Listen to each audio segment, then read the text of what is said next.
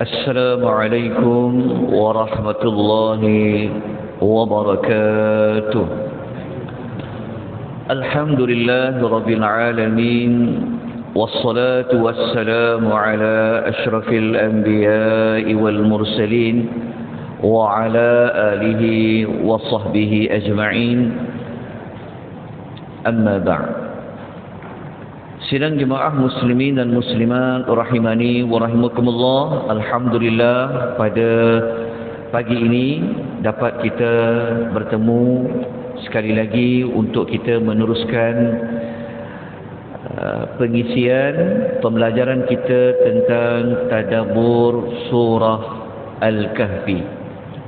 Pagi ini kita akan membicarakan ayat yang ke-16. Sesiapa yang merujuk kepada nota yang bercetak, ayat 16 ini berada pada muka surat yang ke-100. Siapa yang merujuk secara PDF, soft copy, ayat 16 ini dia berada pada slide yang ke-201. Kita bacakan ayatnya terlebih dahulu. A'udzu billahi minasy syaithanir rajim.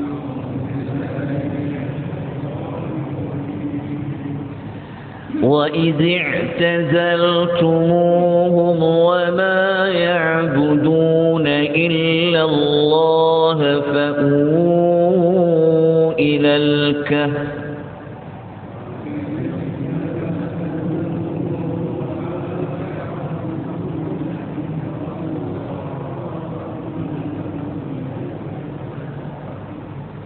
فأووا إلى الكهف ينشر لكم ربكم من رحمته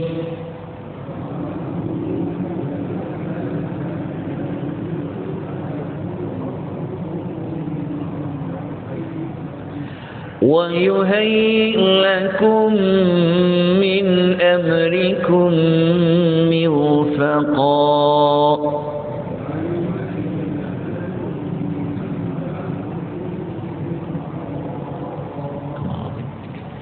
Ayat 16 ini Allah Subhanahu wa taala membicarakan dialog ataupun percakapan di antara pemuda-pemuda yang kita telah belajar pada ayat yang ke-15, ayat nombor 14, yang mana pemuda-pemuda ini setelah mereka mengisytiharkan apa agama mereka, pegangan mereka, kemudian mereka juga telah mengemukakan apakah kesalahan kaum-kaum mereka, maka mereka mengambil tindakan wa idh i'tazaltumuhum, dan oleh kerana kamu telah mengasingkan diri dari mereka.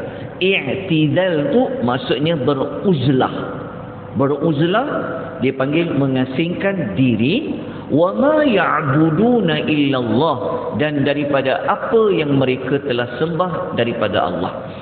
Jadi pemuda-pemuda ni mereka mengatakan, okey, kalau kita dah buat keputusan, kita tak mahu bersama dengan kaum kita, dan kita juga tidak menyembah apa yang kaum kita itu telah sembah, maka mereka cadang buat apa? Fa'u ilal kahfi.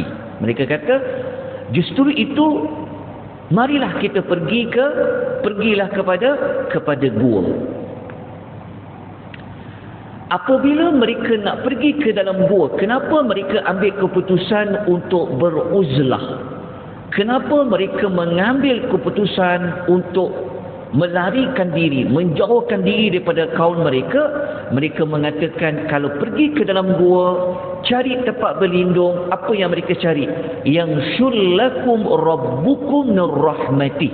Dia kata supaya Rabb kamu melimpahkan daripada rahmatnya. Jadi mereka kata kita kena ambil tindakan ni. Kita kena jauh daripada kaum kita. Kita pergilah cari gua. Tapi gua tu mereka sudah mengetahui. Sebab ada perkataan Al-Kahfi. Mereka kata kita kena cari gua. Kemudian moga-moga apabila kita buat keputusan yang macam ni, Allah Ta'ala akan menyebarluaskan rahmatnya.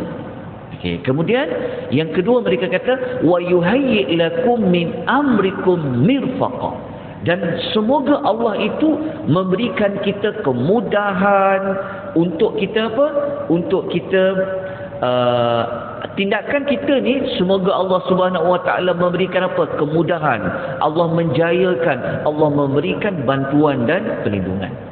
Okey. Ayat 16 inilah yang merupakan jawapan kepada, kalau kita belajar sebelum ni, waktu mereka sampai kepada gua, mereka terus berdoa. Sebelum ni kita dah belajar. Mereka telah minta rahmat, mereka telah minta rasyadah. Jadi pada ayat ini kita mendapati Allah cerita bahawa mereka ini kenal Allah mereka. Mereka tahu tentang apa yang mereka perlu buat, dan tindakan mereka itu sudah pasti ada kebaikan. Okay. Dalam ayat ni, kalau kita perincikan lagi, dalam nota ada disebutkan, okay, pergilah kepada gua itu, ni kita telah sebutkan, menurut Al-Imam Tabari, ayat ni mereka yang cakap, mereka yang buat cadangan sesama mereka. Okay. Kemudian kita lanjutkan kepada perincian tentang gua. Kenapa orang dulu dia suka cari gua? Tuan-tuan masih ingat lagi bahawasanya Nabi SAW ketika dia melarikan diri berhijrah, dia bawa Nabi nak berhijrah, Nabi berlindung dengan Abu Bakar As-Siddiq. Nabi berlindung di mana? Nabi berlindung di sebuah gua. Sebelum ni kita sebut gua Sur. Kalau kita patah semula kepada kisah Nabi, waktu Nabi ni dia melihat orang kampung dia. Ingat tak orang Mekah? Ketika tu kan Nabi belum jadi Nabi. Nabi Muhammad kan dia jadi Rasul umur 40. Jadi sepanjang nak pergi umur 40 tahun tu, Nabi tengok orang kampung Mekah ni, penduduk dia ni, tengok, ish, kenapa pelik sangat ni? Sembah patung-patung, ada berhala. Jadi Nabi ni, dia jiwa dia rasa macam tak kena apa penduduk kampung dia buat. So apa dia buat? Kita tahu kan Nabi buat apa? Nabi pergi memanjat, pergi naik ke gunung Gua Hira. Kan tuan-tuan, siapa yang pernah naik Gua Hira, tuan-tuan akan nampak di bawahnya Kaabah. Kan Nabi naik gua. Jadi orang dulu ni, gua ni memang tempat untuk dia berlindung. Gua ini tempat untuk mereka berkhalwat, iaitu mereka menyendiri. Bukan maknanya lepas ni tuan-tuan kena duduk dalam gua pula nak betapa, tak. Maksudnya gua ni memang dulu menjadi tempat untuk manusia, ada tujuan dia. Seperti mana pemuda gua ni juga Nabi SAW. So dalam nota tu kita boleh lihat macam mana Nabi dia pergi ke Gua Hira, macam mana Nabi buat bekal, dan akhirnya Nabi jumpa dengan malaikat Jibril alaihi salatu wassalam. Okay. Kemudian kita pergi kepada kisah gua yang pemuda tu cari. Okay, saya telah sebutkan pada tuan-tuan dan puan ya. Lokasi gua Ashabul Kahfi ini seperti mana yang diulas oleh Al-Imam Ibn Katsir. Tuan-tuan, Ibn Katsir ni dia seorang ulama tafsir, tapi dia juga seorang muarrikh, dia panggil historian. Dia seorang yang pakar sejarah. Jadi kalau tuan-tuan nak baca ulama tafsir, kalau dia tafsir, dia boleh bawa sejarah. Antara cadangan kitab tafsir Ibn Katsir. Jadi Ibn Katsir ni ketika dia mengulas kisah gua tu, dia bagi jawapan. Dia kata wallahu ta'ala a'lam. Dia kata Allah je lebih tahu. Gua yang pemuda ni cari dekat mana lokasi dia kata. Dia tahu tak maksudnya? Saya dah sebut sebelum ni kan. Jadi kalau tuan-tuan tanya soalan, kat mana gua tu? Ibn Katsir kata tak tahu. Allah tak bagi tahu kepada kita kat mana gua tu berada di mana? Di Jordan ke? Di mana? Di Syria ke? Tak tahu, kata Ibn Katsir. Tetapi Allah nak kepada kita, kata Ibn Katsir, adalah untuk kita faham cerita tu, dia kata.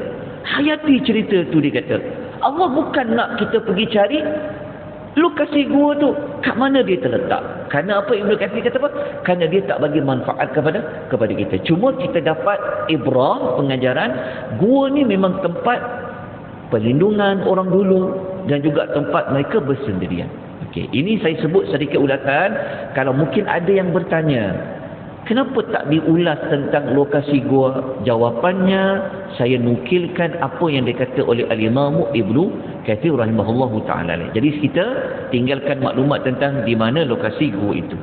Tetapi yang paling utama, okey, dalam ayat tu, tuan-tuan jumpa tak perkataan yanshur lakum? Dalam ayat 16 tu ada perkataan yanshur lakum. Yanshur lakum, kalau terjemahan kita adalah melimpahkan rahmat. Yanshur lakum ni kalau kita tengok bahasa Arab, sebenarnya maksudnya adalah menyebar luaskan. Kenapa Allah guna nak bagi rahmat tu yang bentuk menyebar luaskan, melimpahkan? Okay, kita tengok apa ulasan Pak Qursyihab. Pak Qursyihab ni dia seorang ulama tafsir daripada Indonesia. Tuan-tuan kenal Buya Hamka? Siapa nak faham Al-Quran, dia kena bermain dengan kitab tafsir. Dia kena tahu kitab tafsir.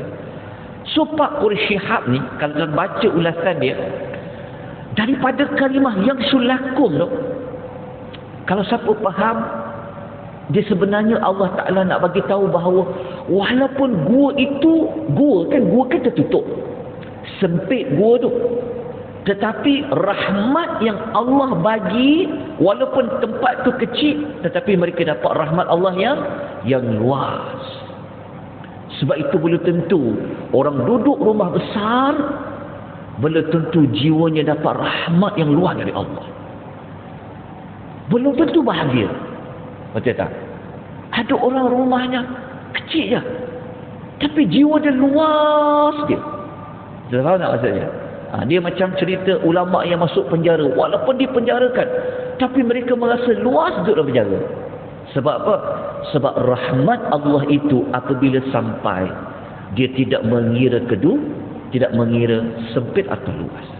Sebab tu Allah bagi rahmat yang luas. Sekejap lagi saya akan terangkan apa faedah kita belajar tentang rahmat Allah ni.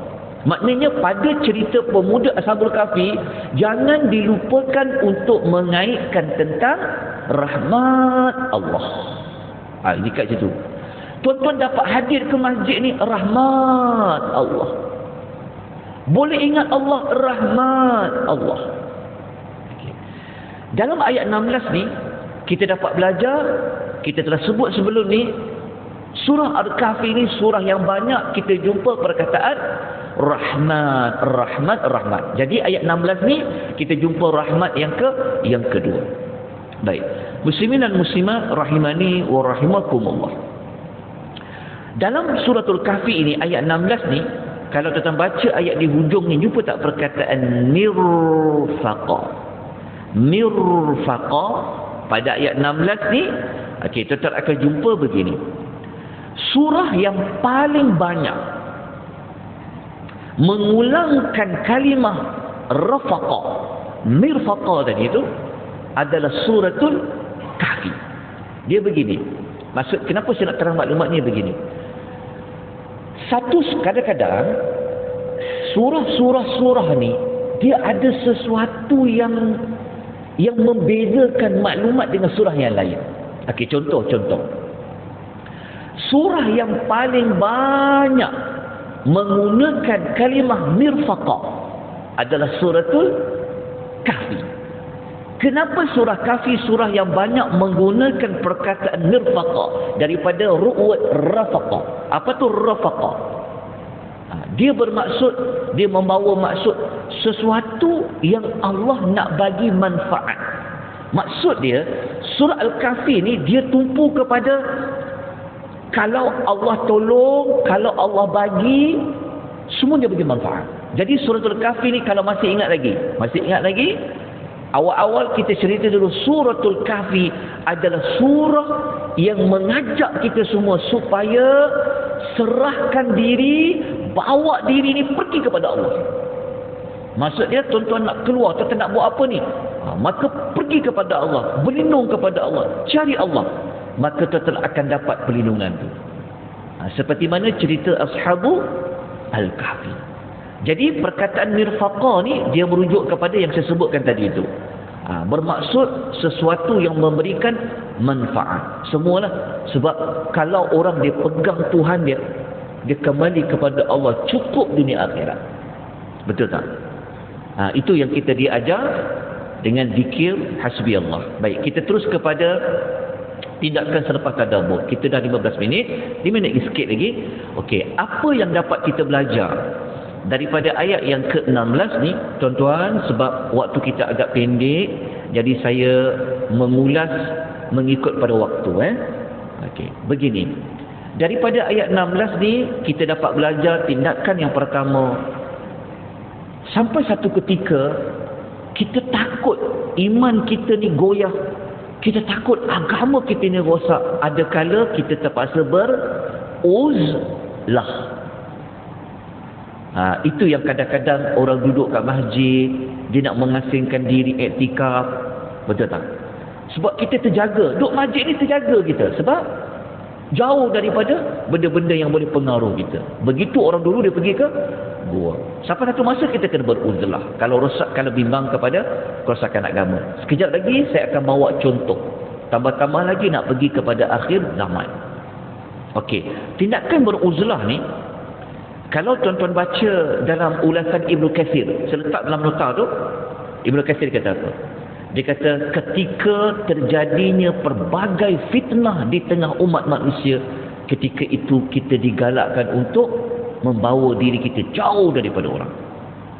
Kalau berlaku fitnah agama, kalau tak berlaku tak perlu. Okey, saya nukilkan tentang hadis, dua hadis riwayat Al-Bukhari. Sabda Nabi SAW, Nabi kata, sampai satu ketika, kata Nabi, ni dipanggil ahli-ahli doa akhir zaman. Nabi kata, hampir tiba masanya, Nabi kata, harta yang paling baik bagi seorang yang beriman ini adalah kambing yang digembalakan di puncak gunung. Dan tempat-tempat yang boleh menitiskan air. Maksudnya Nabi kata, sampai satu masa, kita dah kena keluar ni, dah kena tinggalkan dah apa yang ada ni. Sebab apa? Ketika itu, dia takut pelbagai fitnah yang menimpa agama. Ni maknanya bahawa Nabi SAW menyebutkan bahawa memang kalau sampai satu ketika ni kita bimbang, kawasan kita ni, tempat kita ni banyak kerosakan. Kita bimbang, kita terpengaruh, kita bimbang, kita terpedaya. Maka sampai satu ketika kita dah kena bawa diri kita. Waktu tu harta yang sangat berharga adalah seperti mana binatang ternak kelas buat naik ke gunung ganang. Begitu juga dalam hadis yang lain. Kita boleh jumpa pada hadis riwayat Muslim, ada dinukilkan hadis tentang beruzlah. Tentang beruzlah. Kita boleh baca pada hadis itu. Kalau tuan-tuan nak tahu cerita tentang beruzlah ni, kita boleh buka dalam Riyadhus Salihin, kitab Riyadhus Salihin. Kita belajar tak kitab Riyadhus Salihin? Kalau boleh beli kitab Riyadhus Salihin. Kitab Riyadhus Salihin adalah kitab yang menghimpunkan hadis-hadis Nabi SAW. Kita cari satu bab. Ada Al-Imam Nawawi, dia buat satu bab. Bab disunahkan beruzlah ketika terjadinya kerosakan umat manusia dan zaman. Tapi zaman kita ni belum nampak lagi lah. Zaman kita ni alhamdulillah masih lagi dalam keadaan yang kata orang stable lagi. Okay, jangan tuan-tuan pula bawa uzlah, mana Pak Haji ni lama tak datang. Saya duduk dalam gua lah Ustaz 3 tahun lah. Jangan, belum sampai lagi waktu ni. Tapi pada sampai waktunya, ya, ada masa kita kena pergi. Baik, tindakan yang kedua, tentang apabila kita tahu betapa besarnya rahmat Allah, ini kita kena cari dan memohon rahmat dari Allah Subhanahu wa taala. Insya-Allah esok pagi kita akan sambung lagi perbincangan tentang tindakan yang kedua. Apa pentingnya rahmat Allah? Kenapa kena cari rahmat Allah? Apa bukti rahmat Allah? InsyaAllah yang ini kita akan bincangkan pada keesokan hari insyaAllah. Sebab kita pun dah sampai 20 minit 15 saat. InsyaAllah kita jumpa lagi besok. aqulu qawli hadha wa astaghfirullahal azim. Wabillahi taufiq wal hidayah. Wassalamu alaikum warahmatullahi wabarakatuh. Subhanakallahumma wa bihamdika asyhadu an la